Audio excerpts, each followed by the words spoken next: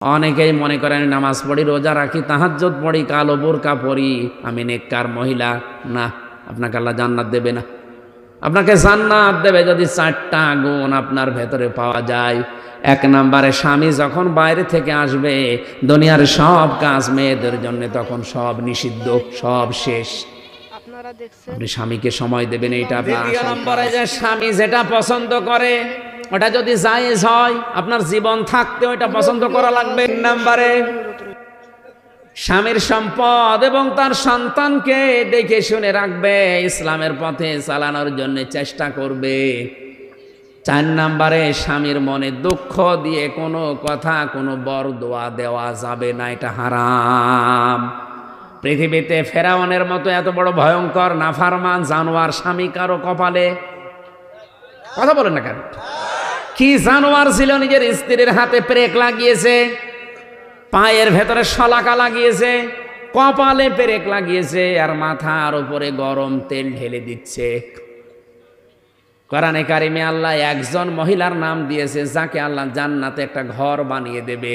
ইযে ক্বালাত রাব্বি ইবনি লি ইনদাকা বাইতান feel জান্নাতি ওয়া নাজ্জিনি মিন ফিরআউনা ওয়া আমালিহি ওয়া নাজ্জিনি মিনাল কওমিজ যালিমিন। ও গাজীপুরবাসী, এটা ইউটিউবে কালকেই ছড়িয়ে যাবে, হাজার হাজার মহিলারা এটা শুনবে শিক্ষা নেওয়ার জন্যে। ফেরাউনের স্ত্রীকে আল্লাহ ঘর এমনিতে বানিয়ে দেয়নি। এটা অত্যাচার যখন তার স্বামী লোকজন দিয়ে করাচ্ছিল, আল্লাহ পাক জান্নাত পাঠিয়ে দিলেন জিবরাইলকে দিয়ে, ধরো, তুলে ধরো।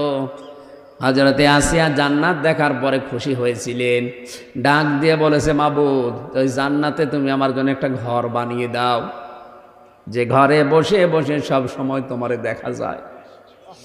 তুমি আমার এই অত্যাচার দেখে, আমার উপরে জুলুম দেখে রাগ করো না, মন খারাপ করো না। আল্লাহ, আমার উপরে যে আমার স্বামী লোকজন দিয়ে অত্যাচার জুলুম করায়, এই জুলুম থেকে তুমি আমাকে বাঁচাও। লক্ষ্য করে, অনাজ্জিনি, এখানে টান আছে, অনাজ্জিনি মিন ফিরআউনা ওয়া আমালিহি অনাজ্জিনি মিনাল কওমিজ যালিমিন। যাদেরকে দিয়ে জুলুম করায় এই জালেমদের থেকে, আর আমার স্বামী ফেরাউনের জুলুম থেকে তুমি আমাকে বাঁচাও, কিন্তু আমার স্বামীর উপরে তুমি গজব নাজিল করো না।